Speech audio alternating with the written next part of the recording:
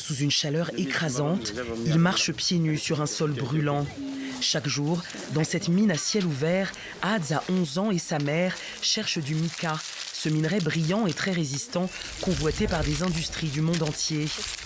Ta torche éclaire bien ? Oui, ça éclaire bien. Sans relâche, ils cassent la roche dans des galeries sombres et exiguës. Seul moyen pour cette famille de 3 enfants d'avoir quelque chose dans l'assiette ce midi. Là, je manque d'air. La poussière m'empêche de bien respirer. Les morceaux de pierre arrivent jusque dans nos yeux. C'est dur. Il faut bien regarder pour ne pas qu'un bloc de pierre nous tombe dessus. C'est un travail pénible, mais on doit le faire pour pouvoir manger.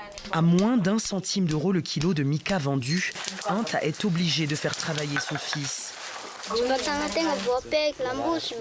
Ça fait mal aux mains et notre dos tape contre la roche. Je suis triste, j'ai envie d'aller à l'école, mais j'ai dû suivre ma mère. Des mines comme celle-ci, il y en a près de 200 dans le sud. La plupart sont illégales, mais pas toutes. Le gouvernement affirme ne pas avoir les moyens d'effectuer des contrôles. Selon le rapport de 2 ONG, 10 000 enfants travaillent dans les mines de mica.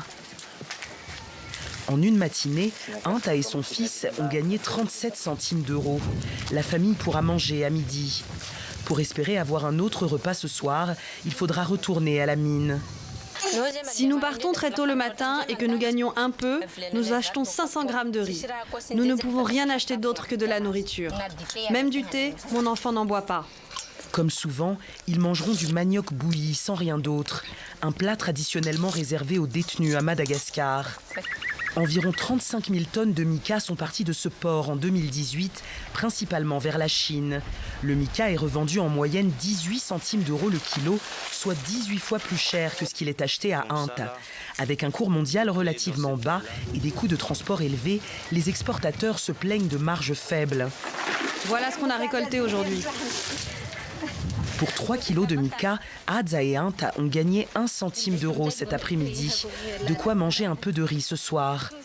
Alors qu'ils cassent inlassablement la pierre pour en extraire le mica, Hadz se prend à rêver. Si je pouvais aller à l'école quand je serais grand, j'aimerais bien devenir gendarme. Mais il est vite rattrapé par la réalité. Comment je vais faire pour qu'il devienne gendarme ? Je n'ai pas d'argent. Regardez comment je vis. Il ne va pas à l'école. Je ne vois pas comment il pourrait devenir gendarme, mais c'est juste son rêve.